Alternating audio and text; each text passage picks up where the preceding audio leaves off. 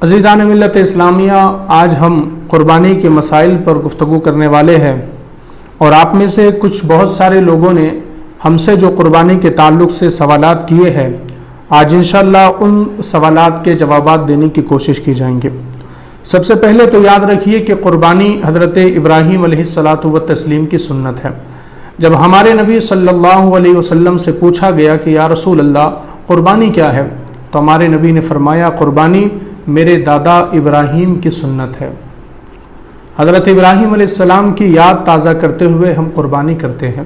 حضرت ابراہیم علیہ السلام نے اللہ کی خاطر، اللہ کی رضا کے لیے اپنے بیٹے حضرت اسماعیل کو قربان کرنا چاہا، لیکن اللہ تبارک و تعالیٰ نے یہ امت محمدیہ پر بڑا کرم فرمایا ہے کہ آج ہمیں اپنی اولاد کو قربان نہیں کرنا پڑتا، بلکہ اپنے پیسوں کے ذریعے کسی جانور کو خرید کر اللہ کے بارگاہ میں اسے قربان کرنا پڑتا ہے۔ اب سوچئے نا کہ اللہ کا کتنا بڑا فضل ہے، اگر حضرت ابراہیم علیہ السلام اپنے بیٹے اسماعیل کو ذبح کر لیتے اور حضرت اسماعیل قربان ہو جاتے، تو آج دنیا تک ہر کسی باپ کو ان ایام میں، ان دنوں میں اپنی اولاد کو قربان کرنا پڑتا۔ اب آئیے کچھ سوالات ہیں قربانی کے تعلق سے، میں ان سوالات کے جوابات دے دیتا ہوں۔ پہلا سوال ہے کہ قربانی کس پر واجب ہے؟ سب سے پہلے یاد رکھیے کہ قربانی عاقل، بالغ مسلمان اور مقیم مسلمان پر واجب ہے۔ عاقل مطلب جو دیوانہ نہ ہو، مجنون نہ ہو، پاگل نہ ہو۔ بالغ جو بلوغت کو پہنچ چکا ہو، مسلمان ہونا ضروری ہے، اور اس کے علاوہ مقیم ہونا ضروری ہے، یعنی اس کا اپنے شہر میں ہونا ضروری ہے۔ تو ان تمام چیزیں اگر کسی میں پائی جاتی ہے تو پھر اس کے بعد اگر وہ مالک نصاب ہے، صاحب نصاب ہے، جو صاحب نصاب ہے یعنی جس کے پاس 52.5 تولہ چاندی یا 7.5 تولہ سونا یا اتنی رقم ہے، تو اس کے اوپر قربانی واجب ہے۔ اور اگر آپ کے پاس 51,300 روپے آج کے دور میں موجود ہے تو اس کا مطلب ہے کہ آپ صاحب نصاب ہے اور آپ پر قربانی واجب ہے۔ ایک صاحب نے سوال کیا ہے کہ قربانی کس جانور کی ہوتی ہے؟ یاد رکھیے قربانی بکری ہے، بکرا ہے، گائے ہے، بیل ہے، بھینس ہے، دمبا ہے، ان جانوروں کی قربانی کی جا سکتی ہے۔ اس کے بعد سوال ہے کہ جانور کی عمر کتنی ہونی چاہیے؟ یاد رکھیے اگر کوئی بکری ہے تو اس کی عمر، بکرا یا بکری ہے تو اس کی عمر کم سے کم 1 سال ہونی چاہیے۔ اگر کوئی گائے، بیل، بھینس ہے تو اس کی عمر کم سے کم 2 سال ہونی چاہیے، اور اگر اونٹ ہے قربانی کے لیے تو اس کی عمر کم سے کم 5 سال ہونی چاہیے۔ اور اس کے بعد سوال ہے کہ اب چونکہ جب یہ ایام آتے ہیں قربانی کے، تو بہت سارے لوگ سے ہم سنتے ہیں کہ ناخن مت کاٹو، بال مت کاٹو۔ دراصل یہ حدیث مبارکہ ہے۔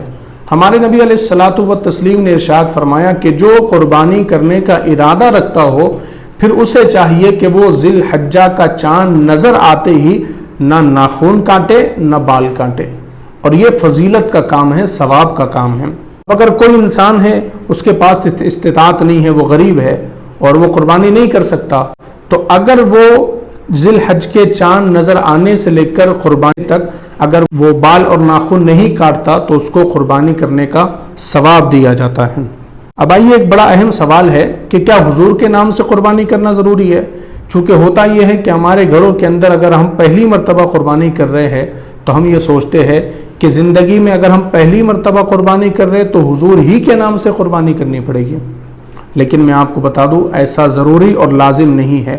اگر آپ پر قربانی واجب ہوئی ہے تو پہلے آپ کے نام سے قربانی کی جائیں گی، اور پھر اگر آپ کے پاس استطاعت ہے تو حضور کے نام سے بھی قربانی آپ کر سکتے ہیں، لیکن پہلے آپ کا واجب ادا کیا جائے گا۔ حضور کے نام سے آپ قربانی کریں، ثواب ملے گا، لیکن اگر آپ نے اپنے نام کی قربانی چھوڑ کر حضور کے نام کی قربانی کی تو حضور کے نام کی قربانی تو ہو جائے گی، پر آپ نے اپنا واجب چھوڑ دیا، اس لیے آپ کو گناہ ملے گا۔ اب ایک صاحب نے سوال کیا کہ جانور کے دانت نہیں، اس کے دانت نہیں ہے لیکن اس کی عمر 2 سال سے زیادہ ہے، تو ایسی صورت میں کیا کیا جائے؟ تو یاد رکھیے کسی جانور کے دانت ہونا شرط نہیں ہے، بلکہ اس کی عمر کا ہونا ضروری ہے۔ دانت شرط نہیں ہے، اگر کسی جانور کو دانت نہیں ہے لیکن اس کی عمر 2 سال سے زیادہ ہے تو آپ ایسے بیل، گائے، بھینس کو قربانی کے طور پر ذبح کر سکتے ہیں۔ قربانی میں عقیقہ کرنا کیسا؟ یاد رکھیے کہ قربانی کے جانور میں آپ عقیقہ کر سکتے ہیں، لیکن بشرطے کہ ہم نے ایسے بھی لوگوں کو دیکھا ہے جن پر قربانی واجب ہوتی ہے لیکن وہ اپنے نام کا عقیقہ کرنے لگ جاتے، اپنے بچوں کے نام کا عقیقہ کرنے لگ جاتے۔ عقیقہ جو ہے یہ مستحب عمل ہے، سنت عمل ہے، لیکن قربانی واجب ہے۔ تو اگر آپ پہلے اپنا واجب ادا کریں گے اور پھر مستحب کام کریں گے تو ٹھیک ہے، ورنہ اگر آپ نے پہلے سنت کام ادا کر دیا، عقیقہ کر لیا لیکن قربانی نہیں کی تو آپ گنہگار ہوں گے۔ کہ گوشت میں کتنے حصے ہوتے ہیں؟ دیکھیے گوشت میں 3 حصے کیے جاتے ہیں۔ ایک حصہ آپ کا خود کا ہوگا، ایک حصہ گوشت کا آپ کے رشتہ داروں کا ہوگا، اور ایک حصہ جو ہوگا وہ غریب مسکین لوگوں کا ہوگا۔ اس کے علاوہ ایک اور سوال لیتے ہیں کہ قربانی کا وقت کب سے کب تک ہوتا ہے؟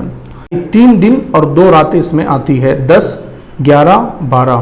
10ویں ذی الحجہ کی صبح فجر کے بعد نماز عید کے بعد سے لے کر کے تو 12ویں ذی الحج کی 12 تاریخ کی عصر تک قربانی کا وقت ہوتا ہے۔ اس درمیان میں آپ کبھی بھی قربانی کر سکتے ہیں۔ اور اس کے علاوہ سوال ہے کہ قربانی کے وقت سامنے ہونا ضروری ہے۔ یہ بڑا اہم سوال ہے کہ کیا ہم قربانی کر رہے ہیں تو کیا قربانی کرتے وقت جانور کے سامنے ہمارا ہونا ضروری ہے؟ تو یاد رکھیے اگر ہم ممکن ہے کہ ہم جانور کے سامنے رہ سکتے ہیں تو یہ سنت طریقہ ہے، لیکن اگر ممکن نہیں ہے کہ ہم کسی اور شہر میں قربانی کر رہے تب جانور کے سامنے کھڑا رہنا یا حاضر رہنا ضروری نہیں ہے۔ اگر ہم نہیں بھی رہیں گے اور کوئی ہمارے نام سے قربانی کرے گا تو بھی ہماری قربانی ادا ہو جائے گی۔ اس کے بعد ایک اہم سوال لیتے ہیں کہ بہت سارے لوگ سمجھتے ہیں کہ زندگی میں ایک ہی بار قربانی کی جاتی ہے، لیکن یاد رکھیے گا اگر آپ ہر سال صاحب نصاب ہے تو آپ کو ہر سال قربانی کرنا واجب ہے۔ ایسا نہیں ہے کہ میں نے 5 سال پہلے میرے نام کی قربانی کر لیا تھا، 10 سال پہلے کر لیا تھا، نہیں۔ آپ اگر ہر سال صاحب نصاب ہے تو ہر سال آپ کو قربانی کرنا ضروری ہے، اور اگر نہیں کریں گے تو گنہگار ہوں گے۔ یہ بھی ایک اہم سوال ہے کہ بہت سارے لوگ پورے گھر کی ایک ہی قربانی کر لیتے ہیں۔ گھر میں 2 لوگوں پر قربانی واجب ہے، 4 لوگوں پر قربانی واجب ہے، لیکن ہم نے ایک ہی حصہ لیا قربانی کا۔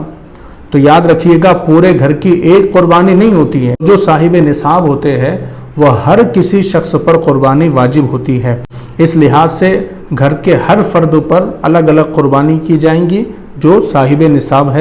اس کے بعد ایک اہم سوال ہے کہ صاحب نے سوال کیا کہ قربانی کے بعد کی دعا پڑھنا بھول گئے۔ پہلے قربانی تو بسم اللہ اللہ اکبر کہہ کے کی جاتی ہے، اس کے بعد دعا پڑھی جاتی ہے، کیا ہماری قربانی ضائع ہو جائیں گی؟ میں آپ کو بتا دوں کہ قربانی کے بعد اگر دعا پڑھنا بھول بھی گئے تب بھی آپ کی قربانی قبول ہو جائے گی، اس لیے کہ دراصل آپ نے دل میں نیت کر لی تھی کہ میں یہ اپنی طرف سے قربانی اللہ کے لیے کر رہا ہوں، تو آپ نے دل میں نیت کر لی تھی، آپ کی قربانی قبول ہو گئی۔ بہت سارے لوگ جو نا ابھی یہ باتیں کرنے لگتے ہیں کہ قربانی کیوں کرنا، پیسوں سے جانور خریدنا، اس کو ذبح کرنا، یہ سب کیوں کرنا؟ جتنے پیسے قربانی میں آپ خرچ کر رہے اتنے ہی پیسے کسی غریب کو دے دو، اس کی شادی کرا دو، کسی غریب کی مدد کر دو۔ تو یاد رکھیے گا میرے نبی نے فرمایا اللہ تبارک و تعالیٰ کے نزدیک ایام نحر میں قربانی سے زیادہ افضل عمل اور محبوب عمل کوئی نہیں ہے۔ تو اگر قربانی کے ایام چل رہے تو ہمیں تو صرف قربانی کرنی ہے پہلے۔ ایک بڑا اہم سوال ہے کہ کیا فلسطین کے اندر قربانی کی رقم دے سکتے ہیں؟ کیونکہ سب سے زیادہ ضرورت تو فلسطین والوں کو ہے، تو کیا ہم قربانی نہ کر کے قربانی کی رقم فلسطین میں دے سکتے ہیں؟ یاد رکھیے گا اگر ہم پر قربانی واجب ہے تو ہمیں قربانی ہی کرنی پڑے گی جانور کی۔ ایسا نہیں ہے کہ ہم وہ رقم اٹھا کر کسی غریب کو دے سکتے ہیں یا فلسطین میں دے سکتے۔ آپ کو فلسطین میں دینا ہے، آپ بالکل اپنی طرف سے فلسطین میں دیجئے، لیکن اگر آپ پر قربانی واجب ہے تو قربانی ہی کرنا پڑے گی، اور اگر قربانی نہیں کریں گے تو گنہگار ہوں گے۔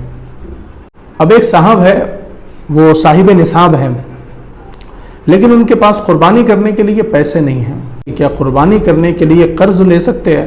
تو ہاں بالکل، قربانی ادا کرنے کے لیے آپ قرض لے سکتے ہیں، اس لیے کہ قرض آپ 1 سال میں کبھی بھی ادا کر سکتے ہو، لیکن اگر یہ 3 دن چلے گئے اگر ہمارے ہاتھ سے اور ہم نے قربانی نہیں کی تو پھر ہم پر گناہ عائد ہو جائے گا، ہم گنہگار ہو جائیں گے۔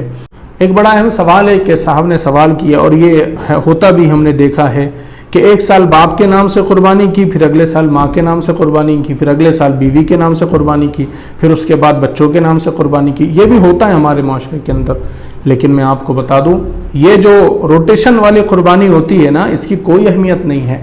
اگر باپ پر قربانی واجب ہے تو باپ کے نام سے قربانی ہوگی، اگر ماں پر واجب ہے تو ماں کے نام سے قربانی ہوگی. ایسا نہیں ہو سکتا کہ پچھلے سال تو باپ کے نام سے کی تھی، اس سال بیوی کے نام سے کر لیں گے، پچھلے سال ماں کے نام سے کی تھی، اس سال ہمارے نام سے کر لیں گے.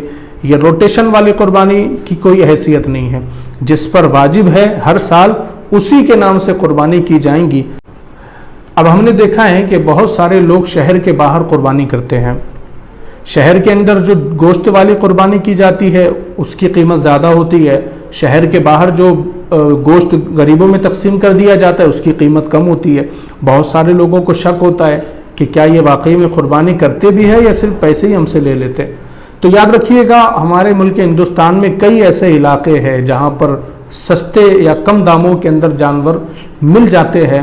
تو یہ جو باہر قربانیاں کی جاتی ہے تو وہاں ان علاقوں میں جہاں سستے جانور ہوتے ہیں ان علاقوں کے اندر جا کر سستے جانور خرید کر پھر ہمارے ناموں سے قربانی کی جاتی ہے. اور اگر آپ بھی چاہتے ہیں کہ آپ بھی شہر سے باہر کی قربانی میں حصہ ڈالیں جس کی رقم 1800 روپے ہے، تو اگر آپ بھی چاہتے ہیں کہ آپ اپنے نام سے قربانی کے اندر حصہ لیں جو شہر کے باہر قربانی کی جائیں گی کہ اس کا گوشت جو ہے وہ غریبوں میں تقسیم کر دیا جائے گا، اگر آپ بھی ایسی قربانی میں حصہ لینا چاہتے ہیں تو ایک نمبر یہاں پر ڈال دیا جائے گا، آپ اس نمبر کے اوپر کانٹیکٹ کر سکتے ہیں. انشاءاللہ آپ کے نام کی قربانی کی جائیں گی. اب آئیے ایک اور سوال ہم لیتے ہیں. سوال ہے کہ قربانی نہ کرنے کا گناہ کیا ہے؟ یاد رکھیے، اگر کوئی انسان استطاعت رکھنے کے بعد، حیثیت رکھنے کے بعد قربانی نہیں کرتا تو ہمارے نبی صلی اللہ علیہ وسلم نے فرمایا کہ جو استطاعت کے باوجود قربانی نہ کرے وہ ہماری عیدگاہ کے قریب بھی نہ آئے. یعنی حضور نے اس کو نماز پڑھنے سے روک دیا، ہماری عیدگاہ میں آنے سے روک دیا. تو آپ سوچئے حضور صلی اللہ علیہ وسلم کے نزدیک قربانی کتنا پیارا عمل ہے کہ جو استطاعت کے باوجود نہ کرتا ہے، اللہ تبارک و تعالیٰ کے رسول اس سے کہتے ہیں کہ وہ ہماری عیدگاہ کے قریب بھی نہ آئے. لوگ پہلے شادیوں میں دکھاوا کرتے تھے، لیکن آج کا زمانہ تو وہ آ گیا کہ لوگ عبادت میں بھی دکھاوا کرنے لگ گئے ہیں. ہم نے قربانی کا جانور خریدا تو ہم ایسا جانور خریدیں گے کہ ہمارا پڑوسی دیکھتا رہ جائے. ہم ایسا خریدیں گے کہ ہمارے محلے میں کوئی اور ویسا جانور لا ہی نہ سکے. اگر کسی نے 50,000 کا جانور خریدا ہم 60,000 کا جانور خریدیں گے. ہم موٹا تگڑا جانور لے کر کے آئیں گے تاکہ ہم پورے محلے کے اندر اپنے پیسوں کا رعب دکھا سکے. یاد رکھیے گا، اگر آپ نے کسی کو دکھانے کے لیے جانور خریدا نا، آپ کی قربانی ضائع ہو گئی. اس لیے کہ اگر آپ نے اپنے رب کے لیے قربانی کرنی ہے تب آپ یہ نہیں سوچیں گے کہ میں ایسا جانور لاؤں گا، اس سے زیادہ مہنگا جانور لاؤں گا، اس کو دکھاؤں گا کہ میں کتنا قیمتی جانور لاتا ہوں. اگر رب کے لیے قربانی کرو گے تو اللہ قبول کرے گا. کسی کو دکھانے کے لیے، کسی کو جلانے کے لیے، اپنی برتری بنانے کے لیے قربانی کرو گے نا، وہ قربانی منہ پہ مار دی جائیں گی. عبادت میں دکھاوا نہ کرو، کیونکہ عبادت کے اندر جو ریاکاری کرتا ہے بڑا گنہگار ہوتا ہے، اور اس کی عبادتیں اس کے منہ پر مار دی جائیں گی. کہا جائے گا قیامت کے دن کہ تو نے لوگوں کو دکھانے کے لیے قربانی کی تھی کہ تو کتنا بڑا سیٹ ہے، کتنا بڑا مالدار ہے، کتنا پیسے والا ہے. قیامت کے دن وہ قربانی کا حصہ اس کے منہ پر مار دیا جائے گا. کوئی فائدہ نہیں ہوگا اسی قربانی کا. اللہ کے لیے قربانی کرنی چاہیے. ہم قربانی عبادت سمجھ کر کے نہیں کر رہے ہیں. ہم تو قربانی کس لیے کر رہے ہیں؟ تاکہ ہمارے گھر میں گوشت آ جائے گا. ہم لڑتے پھرتے ہیں کہ یار یہ گوشت کے حصے میں یہ کم آ گیا، وہ کم آ گیا، ہم کو گوشت کم ملا. یہ قربانی ہم نے کیا گوشت کے لیے کی تھی یا اللہ کے لیے کی تھی؟ اگر اللہ کے لیے قربانی کی تھی تو گوشت سے کیا مطلب. لیکن بہت سارے لوگ تو مقصد ہی بنا لیتے ہیں کہ گوشت آئے گا ہمارے گھر میں قربانی کریں گے. تو یاد رکھیے گا، اگر آپ نے گوشت کے لیے قربانی کی تو اللہ قبول نہیں کرے گا. قربانی ہونی چاہیے اپنے رب کے لیے. اس لیے کہ قرآن کی آیت ہے وَلَا دِمَاؤُهَا، کہ تمہارا نہ خون پہنچتا ہے نہ گوشت پہنچتا ہے. وَلَٰكِنْ يَنَالُهُ التَّقْوَىٰ مِنْكُمْ، اگر اللہ کی بارگاہ میں پہنچتا ہے تو تمہارا تقویٰ پہنچتا ہے، تمہاری نیت پہنچتی ہے، تمہارا عمل پہنچتا ہے.